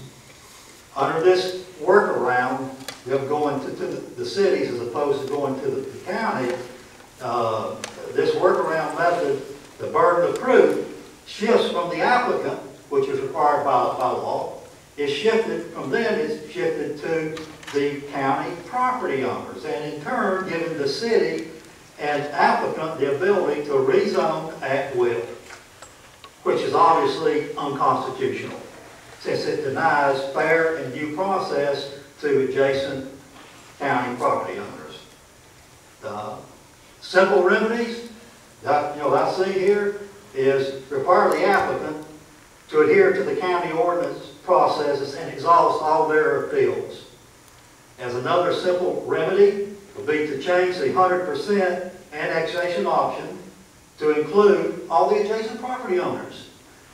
When I would imagine that when this 100% annexation option came about, it was mainly for the purpose of a group of property owners wanting to be annexed in. But it has been abused over the years where at all times, I think I can safely say, it's pretty much been one property owner in this, these higher density areas that have, used this system to circumvent the proper procedures that they should be using.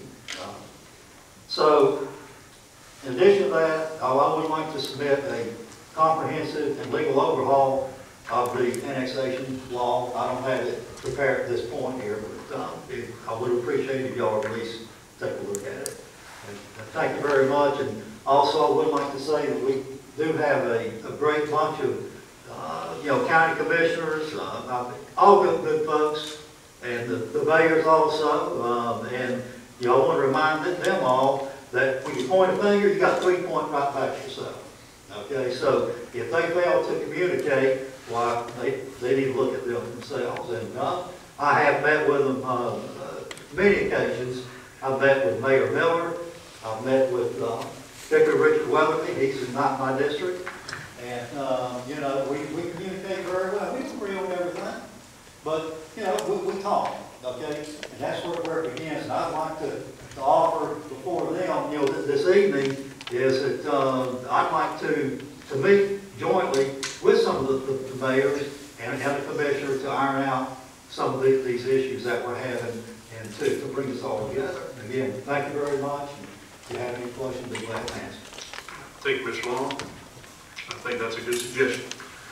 Next, we have on our sign-up sheet, is it Debbie Benedict? She had a conflict, sir, should we? Okay. All right, and last on our sign-up sheet, this is a Miss Katrina Singletary.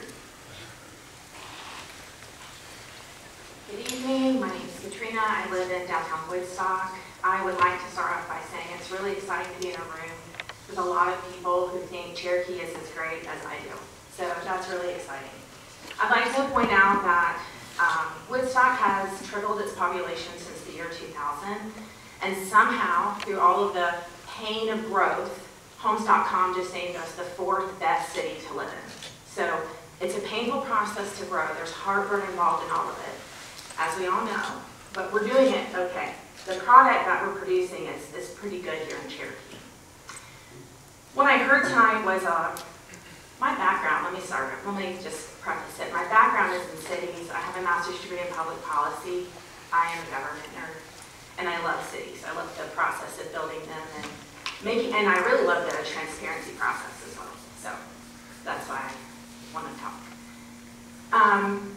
A lot was covered tonight: zoning, due process, law, At the end of the day, all we have is the law that's written before us, not the intent of the law, but what is in black and white. I am not saying anything that you don't know. But intention and wishes and wants, at the end of the day, we have what's in black and white. We as cities take what you tell us to do, and we go and we do our best as we can see to do that. There is a way for your county commissioners to shut the door and not have any more homes be built. 5 cities do this process. It's called transfer development of rights. It's complex. It allows a property owner, basically the government sets up a very complex economic system. It allows property owners to sell rights of the property to develop. The government has to then, if you were to picture 2 circles, one would be the Arnold Mill corridor and the other one might be, I don't know, 575 corridor, right? You would tell your property owners, you can sell 5-story development rights to your farmland. No one can ever build another house on that land, but we have to put 5 stories somewhere, so we're going to put it over by 575. That's what governments do. We plan we set the future. We work with the people who we represent. That's what's supposed to happen, and we do our best to have a product that represents a vast majority of opinions. My encouragement to you right now is that this process has worked. I believe the number is 58 times they've had to go through this process since 2007 with the appeal process. It does work. It's painful. But in Cherokee County, we're not utilizing this objection process. What I hear in this audience is that they don't want their county to change. And I don't know if we can stop that process. We, as by law, Cherokee County Commissioners have to approve something to be built on someone's land. R40 is already on Arnold Mill. So if an R40 developer comes along and wants to develop land, it doesn't matter if it's the developer or the landowner. Now, all of that is irrelevant.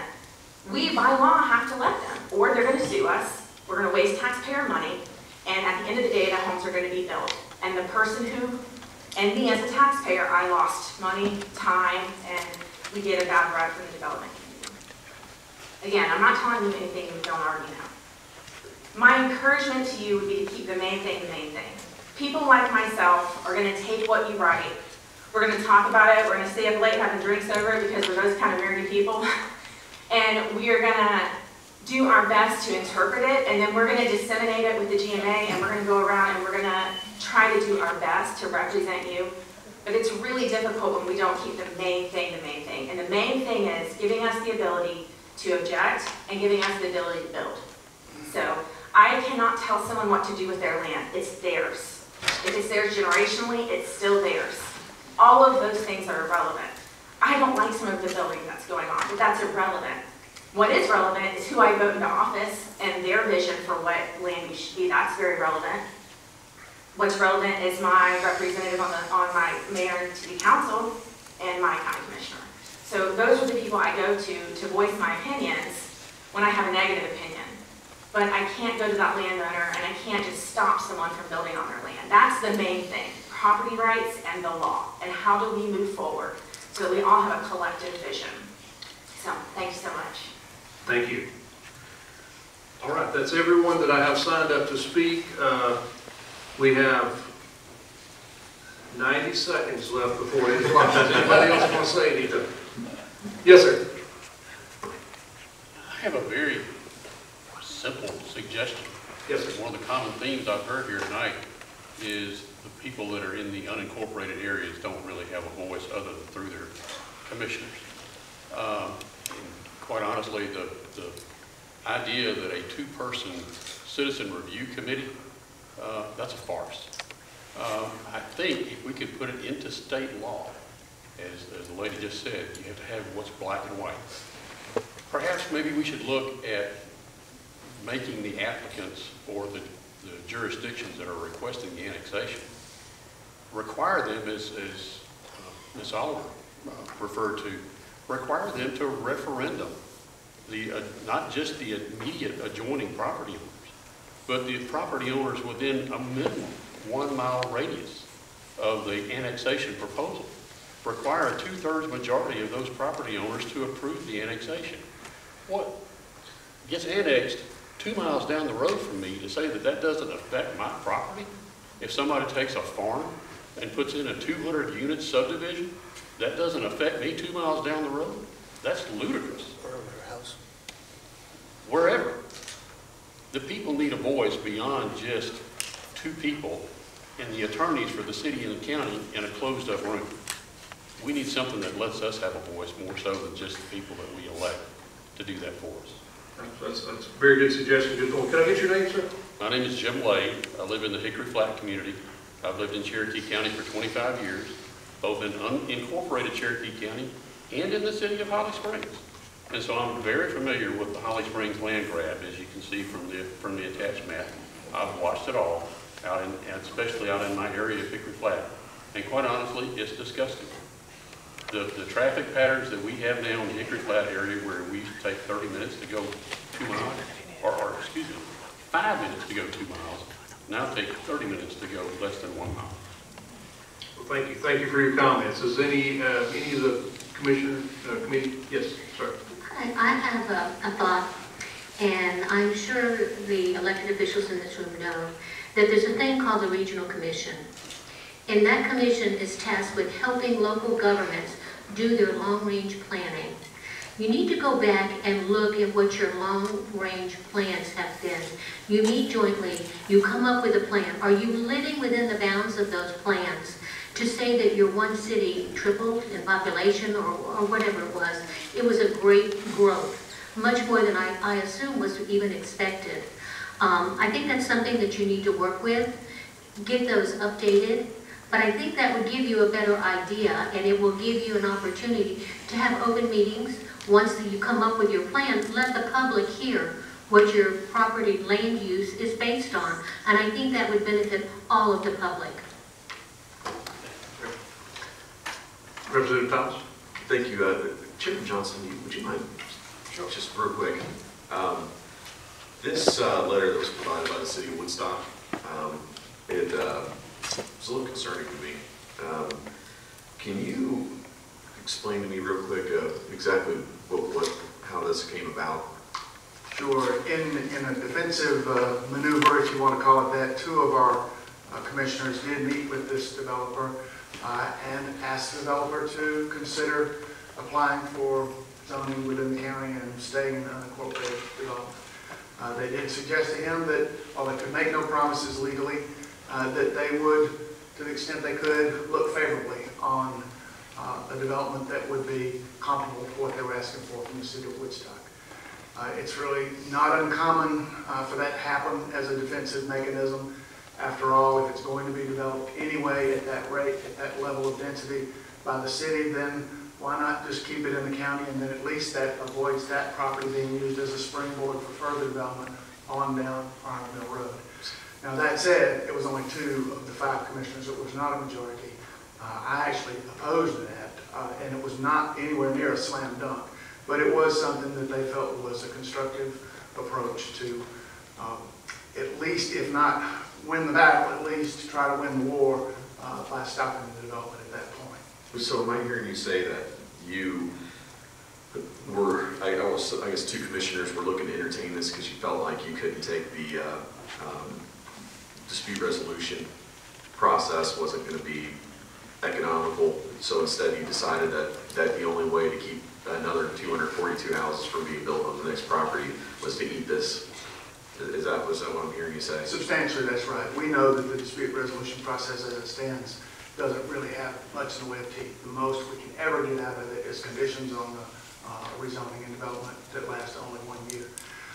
Now, that said, another important point, we did choose not to invoke the dispute resolution procedure. We covered that, I think, that we really didn't think there was a direct and unique financial impact of it. And the fact that the land use difference that was our real objection to the annexation isn't even a qualifying reason. We didn't interpret that as a qualifying reason to invoke the dispute resolution procedure. Instead, we sued because the only way you can remedy a failure of contiguity, the lack of the 50 feet connectivity that's required under law, we felt was required under law, is to sue. Lack of contiguity is not a grounds to invoke the annexation dispute resolution procedure. The only remedy there is to sue in court for that. So we did. Ultimately, the court ruled that only that first touch has to be 50 feet, and after that it doesn't. So we lost that case, but that's the reason we didn't invoke that dispute resolution. So I've got another question for you. Did you reach out at any time? Well, I actually have a letter that was given to me. It's dated May 7th. I noticed this email was dated May 29th. I'd like to read this just a second. Word for this email. If you would please forward that to Blake. It came from you. It appears as, huh? Yeah, it's dated. It was May 7th, 2019. Okay. At which, and like I said, this was dated May 29th, 2019. And I found this conclusion paragraph to be kind of interesting. Let's start a new era of working even better together to make it and keep Cherokee great. Let's create and stick to an overall development plan that puts growth where it belongs and gives the roads and schools a fair chance to keep up. Let's avoid fractured planning and unplanned development that keeps our county from being the best it can be. Thanks so much for your help. And it appears that you were asking them not to annex this property and to work with you. I'd like to get that submitted. Sure, I'll sign that forward. Please do. Outside of that, I just want to state that from my understanding of the timeline, you wrote this on May 7th, and I believe about 5 days later they approved the annexation of that property.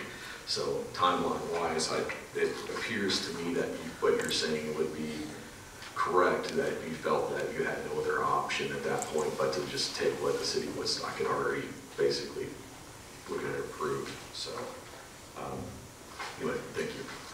Thank you. That's probably wrapping up, so I'll just say one more time. Thank you guys so much for making the trip up to beautiful Cherokee County. Hope you have a great, safe trip.